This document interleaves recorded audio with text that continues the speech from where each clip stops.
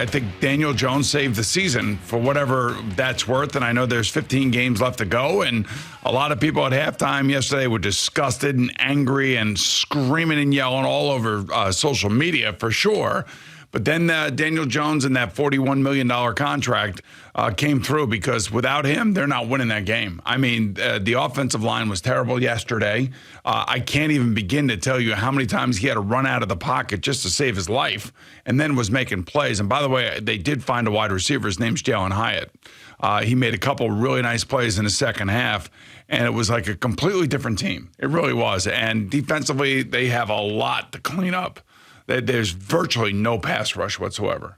And we'll see a very interesting game Thursday night out in San Francisco when they play one of the top 3 or 4 teams in the league, both offensively and defensively. Yeah, they were getting bullied around early on in this game on both sides of the ball. I mean, James Conner was just bowling people over. It was as if the Giants were disinterested in playing defense in the first half. Even Josh Dobbs on that touchdown run, he runs right through Xavier McKinney.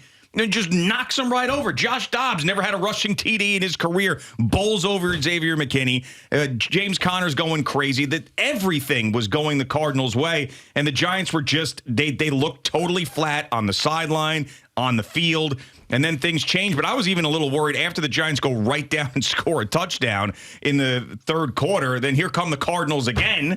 And then you're thinking, okay, they just don't have it defensively today. But then the 3 and out started coming, and then Daniel Jones did what he did. And the thing about Jalen Hyatt, yes, they found a receiver, but Daniel Jones trusts him right away. And that doesn't normally happen with a rookie wide receiver. He's throwing the ball up to him one-on-one, saying, go get it, go make the play. So the fact that they've developed that relationship is going to be huge for this offense. But as far as the negative part of it, you're right. They generate absolutely no pass rush, and their run defense, pathetic. Absolutely pathetic. And look who they're playing on Thursday night. Yeah, I mean, it's. I don't know what the early spread on this game is. It's got to be somewhere around 10, and maybe if Sean McVay's in charge here, somehow the Giants will cover with a late field goal. Yeah, it is. Let's see if we go 9.5, 10, maybe 11. Stand by. Actually, I only have the Monday nights right now, but it's going to be. Here we go. It is on Thursday night, 10. Yeah, 10. There you go. I mean, look, let's face it. We could sit here and we're going to talk about it all day long about how Daniel Jones showed everybody that he's, a big-time quarterback. To me, it was the best half of football he's played. Now, I'm sure if I go back over the course of his career, there's going to be other quarters where he's played really well. But, yesterday, that you got to give him all the respect in the world. And I don't give a damn who you're playing. You're still playing in the NFL. You're one of 32 teams. We as the fans and the media and everybody else could say that the Cardinals are tanking, but when you watch the players play, they don't think that way. Just like when the Jets beat the Rams a couple years ago and it cost them Trevor Lawrence in the draft. Yep. The players don't think that way. The coaches may be getting directives from owners and GMs about playing certain guys if a guy's nicked up or whatever, and not playing that guy because they want to lessen their chances to win to get a higher draft pick, a la tanking. I can understand that, but this is too early in the season. When you look at the Cardinals' effort yesterday, the players aren't trying to tank. Yeah, we always say that organizations tank, players don't. Right. I mean, Josh Dobbs looks at it as this first real opportunity to start games and multiple games in a row. The organization is saying, let's just throw him out there and try to lose some games, and we'll get Caleb Williams potentially, and we'll move on from Kyler Murray. But the players aren't thinking. James Conner wasn't thinking that when he was celebrating all those big runs. Josh Dobbs wasn't thinking that when he got in the end zone, and the Giants they had to win this game for the entire season. I know it sounds dramatic, but 0-3, they're cooked. They're done. They're not going back to the playoffs. They've got 2 other teams in their division that are 2 of the best in the conference, could be the top 2 in the conference. They're playing another one in the 49ers.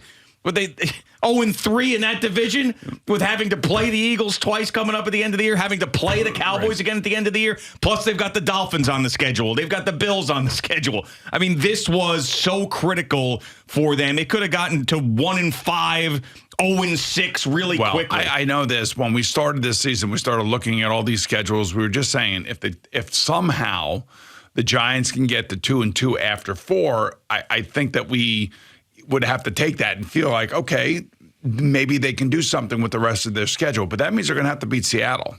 That means because they play San Francisco and then home against Seattle. And Seattle goes into Detroit yesterday. They get their act together because they lost their home opener to the Rams. And Geno Smith goes off yesterday. So that game, like none of these games are going to be easy. But, I mean, you take a look at this. The Seahawks, the Dolphins, the Bills, and how about the Commanders? The Commanders are 2-0 now. Yeah. And it looks like they found a quarterback in Sam Howell. Yeah, so that stretch is really bad. Now, the Commanders, the Jets, and the Raiders, it's a little bit easier than the Seahawks, the 49ers, the Seahawks, the Dolphins, and the Bills in that stretch. So you just got to survive. You have to survive, and it starts here with the 49ers, but I don't think there's anybody that expects that the Giants can get this done. Not even the hardest, most intense, positive fan that they have is probably going to be very skeptical at being able to, on a short week, go into San Francisco, beat the 49ers, most likely without Saquon Barkley and maybe without Andrew Thomas again. By the way, not most likely without Saquon Barkley. Yeah. Saquon Barkley's out. He has to and be. He's going to be out for an extended period of time. I don't care, high ankle sprain, low ankle sprain. He's a running back. This is why they don't pay these guys. This happens every year. We already lost J.K. Dobbins, who was holding out. He wanted money. He blew his knee out. And, by the way, that was on grass. Yep. For those arguing between, grass and, of course, turf, yesterday happened on grass for Saquon Barkley. And they supposedly have great grass out there in Arizona. So that argument goes by the wayside with me. I don't want to hear it. I mean, it's ridiculous. The Baltimore Ravens lost 4 guys in week 1 on grass in their own building. There was one injury in the game, major injury in the game between the Bills and the Jets, and of course it was Aaron Rodgers. And the Bills didn't have anybody on their injured list going into yesterday's game against the Raiders. So that argument falls on deaf ears when it comes to me. I don't care what anybody says. And by the way, MetLife did change the turf out from the previous turf where players were complaining about it. So that whole thing, I'm done with that whole thing. But I will say that you talk about a must-win game. When you think about what the Jets have coming up and who they're playing and who their quarterback is and some of the bonehead throws that he made in the fourth quarter yesterday, these are the things that he's not getting any better. I mean, there were plays where I saw that, obviously the Garrett Wilson touchdown pass, when he sets his feet and he knows where he's going, it's great. When he has to break the pocket, and he had to break the pocket a couple times yesterday because Micah Parsons is all over the place, and he is so sudden and so fast. That first sack that Micah Parsons had, he came from his right defensive end position, the edge, and he came up the middle on one of their stunts, and the offensive line could not react to it. He was in the backfield in less than 2 seconds, and he got up to a speed of 12 miles an hour within about 7 yards. Yeah, and I ended up seeing those analytics as well, and just with the naked eye, without even seeing that or knowing that was one of the fastest moves I had ever seen. I mean, it's crazy. He is one of those guys that jumps. If you had not watched football for 5 years and just watched him play in one quarter, you would know immediately who he was, how good he is, the fact that he's probably going to be right up there with Defensive Player of the Year. That Cowboys team is very, very good on both sides of the ball, and that's going to be a story the entire year. And Mike McCarthy's got that offense looking different than they have the last couple of years. But I'm with you on Zach Wilson. Of course, I was negative going into this, and it's enough with like the little pats on the back with stuff. This is what's driving me crazy. Like, oh, he stepped into that throw. Or, oh, he made a nice throw there to Garrett Wilson. It's like everybody's so starved and so thirsty for him to do something positive that those little positive things get blown out of proportion. Because they're just wanting. These Jet fan doesn't want this season to go down the drain, and good for them that they're staying positive. But they take every little completion and every little throw and say, oh, look, he can do it. He can do it. No, he can't. I mean, they didn't have the ball, and I understand that the defense didn't get off the field yesterday, and that's a big part of this too. But if the offense can't get first downs and you can't hold on to the ball yourself, that's also a big problem for the defense. It works hand in hand. When you have a quarterback that nobody respects, especially one of the best defenses in football, that's what's going to happen. They don't respect him. They know he stinks. Well, the 3 interceptions were eye-opening. He tried to force one to Garrett Wilson, and Hooker comes over and makes an easy interception. The interception he throws to Curse, Curse is about as big as they get when it comes to linebackers and safeties. And he's sitting there in a big, ginormous white jersey with the number 1 on it. And Zach, of course, is breaking the pocket because Micah Parsons is bringing in the heat.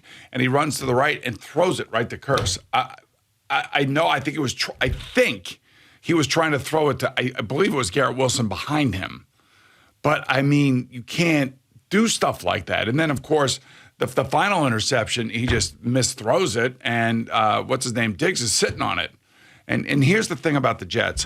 One player, or actually two players, I will say, and I will give Zach credit in this regard, and only this regard right now. Both he and Garrett Wilson were the ones after the games that said, number one, I have to get better. Number two, give credit where credit is due. Diggs, basically, Trayvon Diggs, basically outplayed me. This is what Garrett Wilson said. He's not on Twitter and social media fighting with the fans, and sticking up for themselves, that kind of thing. And, when you think about the social media aspect of the Jets and how they are so active after games, this is on the coach. Yep. To me. I mean, does anybody in New England get on Twitter and start yapping away and fighting with the fans? I don't see that basically ever. I never have under Bill Belichick. I know there's been some goofy stuff out there, and he's had his issues, and obviously there's been some players who have gone through there, had some issues. But as far as social media stuff and complaining about the team and bitching about their role, that stuff doesn't happen. And if it did, they'd be gone the next day. And I would also say that most likely the fans that were going after Sauce Gardner are most likely the Cowboy fans. Not Jet fans. Jet fans love Sauce Gardner. Jet fans love Garrett Wilson. Jet fans are not enamored with Zach Wilson, I can tell you that. But, you can't sit here and just basically, after the game, go immediately to your phone and start fighting with people about your performance and everything else. Your team lost. It's about, and that's the one thing I will say about Belichick. He is all over those guys up there about this is your team. You are not an individual when you are out here and you are representing our franchise. And I don't want to see any crap on social media. Yeah, and Breece Hall also was another one. He deleted the tweet, and I think that Sauce Gardner ended up deactivating his entire Twitter. But Breece Hall tweeted out 4 footballs and then ... representing the amount of carries that he got. So he's complaining about his usage on Twitter as well. And I couldn't agree more. I mean, this is another one of these things that Rob Saleh lets get out of control. He's your buddy. He wants you to be you. He wants to make sure your personality shines through. But then it goes too far. And it goes too far last year when guys were liking tweets about how Zach Wilson wasn't any good. It went too far with the Mike White T-shirts. It went too far in the offseason with guys like Mekhi Becton and Quinnen Williams bitching on Twitter about either their role or their contract situation. And it continues now. It could have been addressed 10 million times. He either hasn't addressed it or the team doesn't respect him enough to listen to what he's saying about it. And it just continues. And if this season spirals out of control, and I don't think that it will, but there's potential for that. I mean, this stuff is going to add fuel to the fire. And he's got to stop that right now. There's enough of this buddy, pat you on the ass crap. Enough. This was supposed to be a Super Bowl season for them.